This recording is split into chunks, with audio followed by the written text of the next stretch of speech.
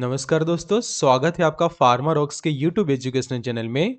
तो आज हम ऐसे हेल्थ प्रॉब्लम और उसके सॉल्यूशन के बारे में बात करेंगे, जैसे कि शरीर पर सफ़ेद या गुलाबी रंग के धब्बे हो रहे हैं।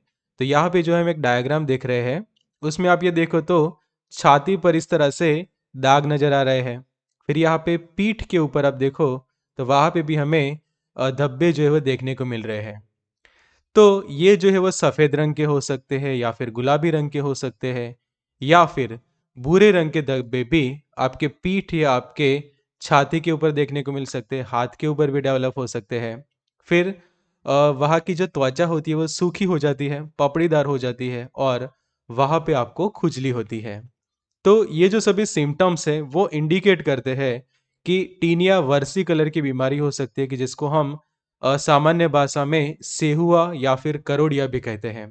तो जानते हैं ये बीमारी के बारे में डिटेल में और सीखते हैं कि कैसे हम इसका निदान कर सकते हैं और कैसे इसका इलाज हो सकता है। तो सबसे पहले बेसिक जानते हैं ये बीमारी का। तो ये जो एक टाइप का कॉमन फंगल इन्फेक्शन है, कि जिसके कारण जो हमारी स्किन का जो रंग है वो खराब होता है। तो यहाँ पे जो आप ये पीक में देख रहे हैं, तो मैं आपको सबसे पहले समझाता हूँ कि एक फंगल इन्फेक्शन है, कि जो स्पेशली हमारे स्किन का ऊपरी लेयर होता है वहाँ पे उस तरह से इसका जो रंग है वो खराब करता है, जैसे कोई कलर डैमेज हो जाता है, उस तरह की कंडीशन यहाँ पे प्रोड्यूस होती है। तो फंगस के कारण होने वाली ये बीमारी है, कि जिसमें शरीर के ऊपर सफेद रंग के, गुलाबी या फिर भूरे रंग के धब्बे होना शुरू हो जाते हैं। तो इसको हम टीनिया वर्सिकलर भी कहते हैं। और स्पेशली ये प्रॉब्लम कब शुरू होती है, कि जब एटमॉस्फेयर के अंदर जो हमारा वातावरण है, मौसम है, उसमें नमी होती है। नमी यानी कि मॉइस्चर ज़्यादा है, साथ साथ गर्मी भी है और नमी भी है। तो ऐसे मौसम में ये बीमारी जो है वो ज़्यादा फैलती है, और ऐसे कंडीशन में ये प्रॉब्लम और ये जो इन्फेक्शन है वो ज़्यादा ट्रिगर होता है। तो यहाँ पे वीडियो के बीच में आपको बता दूँ कि जो अब हमारी बुक भी अवेलेबल है, बीमारियों और उनका उपचार। तो अगर आपको ऐसे ही बहुत सारी बीमारियों के बारे में सीखना अच्छा लगता है, उनका उपचार सीखना अच्छा लगता है, तो आप अब हमारी ये बुक परचेस कर सकते हैं। तो बुक को ऑर्डर करने के लिए और उसकी सैंपल कॉपी चेक करने के लिए आप दिए गए नंबर पे व्हाट्सएप कर सकते हैं। तब टॉपिक पे वापस आते हैं और आगे समझते हैं रीज़न के बारे में। तो जैसे ही हमने समझा कि जो यीस्ट होती है, फंगस होती है, उसके कारण ये प्रॉब्लम जो है वो होने लगती है। तो यहाँ पे हम देख रहे हैं कि ये जो यीस्ट, जो स्पेशली जो एटमॉस्फेयर में नमी होती है, मतलब कि ह्यूमिड मौसम होता है, या फिर आप ऐसे कपड़े पहनते हैं कि जिसके अंदर मॉइस्चर है, मतलब कि थोड़े से गीले कपड़े पहनते हैं, साफ सफाई नहीं रखते, तो भी ये प्रॉब्लम हो सकती है। फिर कुछ और रीजंस देखें तो आपकी जो स्किन है वो ऑयली है।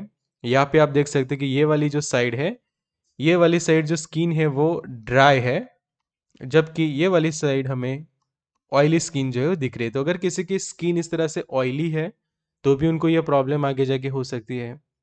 गर्म और नमी वाला वातावरण, कि जैसे मैंने आगे भी आपको समझाया कि एटमॉस्फेयर कैसा है, गर्म है और नमी वाला है, मतलब कि टेम्परेचर भी रहता है और ह्यूमिडिटी भी रहती है। तो वहाँ पे क्या होता है कि लोगों को पसीना ज़्यादा होता है या फिर स्किन ऑयली सी रहती है, और ऐसे कंडीशन में फंगस की ग्रोथ भी आपकी बॉडी के ऊपर होने लगती है, और फिर आगे जाके ये प्रॉब्लम हो सकता है। फिर अगर आपके शरीर में हॉर्मोन्स के अंदर बदलाव हो रहे हैं, तो भी ये प्रॉब्लम आ सकती है। और आपकी इम्यूनिटी कमज़ोर है, मतलब कि ऐसे लोग कि जिनकी इम्यूनिटी काफ़ी ज़्यादा लो है, तो उनको भी ये प्रॉब्लम हो सकती है। अब उसके कुछ सिम्टम्स देखें, तो ऑलरेडी हम उसके सिम्टम्स डिस्कस कर चुके हैं, कि जो धब्बे हो जाते हैं और वहाँ पे आपको जो है वो इचिंग वगैरह हो सकती है। कई बार क्या होता है कि ये जो पैचेस है वो छोटे-छोटे होते हैं, पर वो मर्ज होके उनकी साइज़ भी इंक्रीज़ हो सकती है। कुछ और सिम्पटम्स हम देखें तो ये जो दाग है वो स्पेशली आपके छाती के ऊपर ज़्यादा देखने को मिलते हैं, या फिर आपकी पीठ का जो पीछे का भाग होता है, वहाँ पे ये देखने को मिलते हैं। फिर सेहुआ की वजह से स्किन पर खुजली हो सकती है। फिर स्किन से नहाते वक्त पपड़ी या खाल निकल सकती है, और वातावरण में मान लो कि नमी कम है, मतलब कि मॉइस्चर थोड़ा कम है एटमॉस्फेयर के अंदर, तो दाग जो है वो कई बार नहीं दिखाई देते। तो ये कुछ सिम्टम्स है ये प्रॉब्लम के। अब जानते हैं कि इसका निदान कैसे हो, कि कैसे हम उसका डायग्नोसिस कर सकते हैं। तो सबसे पहले फिजिकल एग्जामिनेशन यहाँ पे होता है, कि जो भी स्किन स्पेशलिस्ट को आप विजिट करते हो तो वो सबसे पहले फिजिकली अच्छे से आपका जो अफेक्टेड एरिया है उसको जो है वो चेक करते हैं। फिर साइन एंड सिम्टम्स की, जैसे हमने धब्बों की बात की तो इस तरह से डायरेक्टली हम देख सकते हैं इस तरह के जो धब्बे दिख रहे हैं आपके स्किन के ऊपर।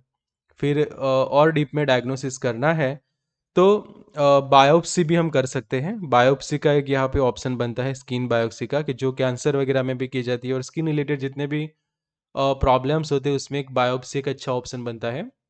फिर डर्मेटोस्कोपी, कि जो डर्मेटोस्कोप होता है उसको यूज़ करके स्किन की अच्छे से जांच की जाती है, तो ये एक ऑप्शन हमारे पास बनता है। और एक और हम देखें तो डिटेल में एनालिसिस करने के लिए स्किन के सैंपल्स लिए जाते हैं, स्किन को थोड़े से स्क्रैच करके और उसकी स्लाइड बनाई जाती है और उसको माइक्रोस्कोप के नीचे रख के अच्छे से चेक किया जाता है और पता लगाया जाता है कि कौन से माइक्रो ऑर्गेनिज्म के कारण आपको ये प्रॉब्लम हो रही है। और इससे एक रीज़न पता चलता है कि सेहुआ या करोड़िया या फिर टीनिया वर्सिकलर का प्रॉब्लम आपको क्यों हुआ है।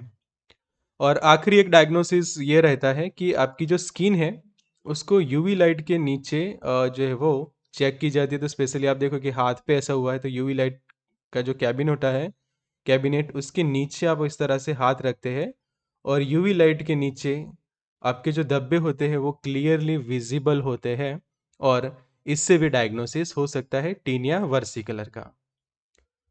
तो आगे जानते हैं अब उसके ट्रीटमेंट ऑप्शन की। निदान भी हो गया, अब उपचार कैसे होगा, तो कुछ होम रेमेडीज है जो मैं आपको आगे बताता हूँ।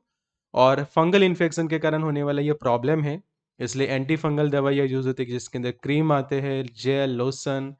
अगर बालों में या फिर आपके स्काल्प में भी ये प्रॉब्लम हो रही है तो शैम्पू यूज किया जा सकता है एंटी फंगल, और ओरल टैबलेट्स भी कुछ केस के अंदर दिए जाते हैं। तो अब बात करते हैं होम रेमेडीज की। तो एलोवेरा जेल का यूज़ करना चाहिए। तो एलोवेरा जेल के साथ आप मिक्स कर सकते हैं हल्दी को, जो ऑर्गेनिक हल्दी आती है, टर्मेरिक है, उसको इस तरह से अच्छे से मिक्स करें और उसको लगा सकते हैं आपके अफेक्टेड एरिया पे, तो जिससे काफ़ी ज़्यादा जो है वो राहत मिलती है। फिर दूसरा ऑप्शन यहाँ पे हमारे पास बनता है वो है शहद और चंदन का प्रयोग करना, कि जो चंदन होता है और जो शहद होता है, हनी होता है, दोनों को मिक्स करके वहाँ पे लगाया जाता है कि एक स्मूथ सी पेस्ट तैयार होती है और वो स्मूथ पेस्ट को आपको वहाँ पे लगाना है। तो ये गए कुछ होम रेमेडीज। तो आप मेडिसिन भी ले और साथों साथ ये होम रेमेडीज भी यूज़ की जा सकती है। अब बात करते हैं जो मेडिसिन के ऑप्शन है, तो एंटी फंगल्स के अंदर फ्लूकोनाजोल का ऑप्शन यहाँ पे बनेगा हमारे पास। तो फ्लूकोनाजोल का ये जो डोज देखें, अगर 150 mg आप यूज़ करते हैं तो सिर्फ एक टैबलेट आती है उसके पैकिंग के अंदर, और उसका डोज रहता है होता है खासकर 150 mg ओरल पर वीक। वीक में एक ही बार ये लेना होता है। अगर इससे भी ठीक नहीं होता तो दूसरा ऑप्शन फ्लूकोनाजोल के ही डिस्पर्सिबल टैबलेट्स का रहता है, कि जो 4 टैबलेट का कोर्स रहता है खासकर, और 100 mg पर डे के हिसाब से उसको यूज़ करना होता है। नेक्स्ट है वो है इट्राकोनाजोल के कैप्सूल्स का, कि जिसका डोज रहता है 1 टैबलेट या फिर 1 कैप्सूल दिन में एक बार या फिर दिन में 2 बार लेनी होती है। कीटोकोनाजोल में हम देखें तो उसका डोज रहता है 200 mg, दिन में 2 बार या फिर दिन में एक बार। पांचवा ऑप्शन है हमारे पास कीटोकोनाजोल के ही शैम्पू का, कि अगर आपको स्काल्प में ऐसा हुआ है, उसके कारण ईचिंग हो रही है, वहाँ पे डैंड्रफ भी हो रहा है, तो उस वक्त कीटोकोनाजोल का शैम्पू आप यूज़ कर सकते हैं। छठा ऑप्शन है एंटी फंगल के अंदर है टर्बिना फाइन के जो टैबलेट्स आती है, टर्बिना फोर्स, यहाँ पे उसका एक ब्रांड नेम देख रहे हैं, तो ये स्पेशली 7 डेज का कोर्स रहता है ये टैबलेट्स का, और एक टैबलेट पर डे खास कर दी जाती है और ज़रूरत पड़ने पर ही दिन में 2 टैबलेट पेशेंट को देते हैं।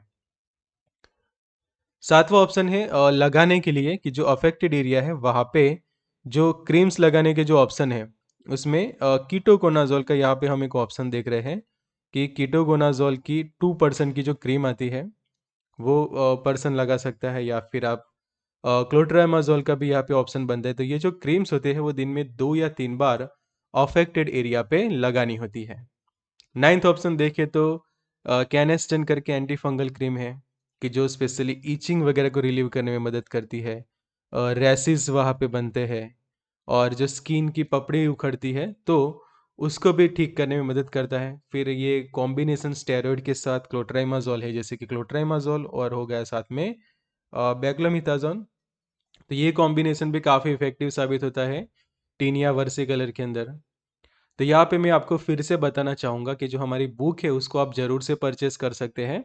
तो ये दिए गए नंबर पे आप हमें व्हाट्सएप कर सकते हैं बुक को ऑर्डर करने के लिए। काफ़ी अफोर्डेबल प्राइस में आपको ये मल्टी कलर बुक मिल रही है जिसके सभी पेजेस कलर है। नेक्स्ट ऑप्शन है बाथिंग के लिए, कि मतलब कि नहाने के लिए साबुन आप यूज़ कर सकते हैं। तो ये मेडिकेटेड सोप है कि जिसके अंदर कीटोकोनाज़ोल रहता है 2% जितना। तो ये एक अच्छा ऑप्शन बनता है यहाँ पे। फिर कीटोकोनाज़ोल का ही लोशन भी आता है, मतलब कि कीटोकोनाज़ोल हम देखें तो वो टैबलेट फॉर्म में भी अवेलेबल है। उसका सोप भी अवेलेबल है, उसका लोशन भी है, क्रीम वगैरह भी अवेलेबल है। तो ये भी थेरेपी पूरी यूज़ की जा सकती है टीनिया वर्सिकुलर के अंदर। फिर टर्बिनाफाइन की जैसे हमने आगे टैबलेट देखी थी, उसी तरह से इसके क्रीम भी अवेलेबल है, तो ये भी पेशेंट जो है वो यूज़ कर सकता है।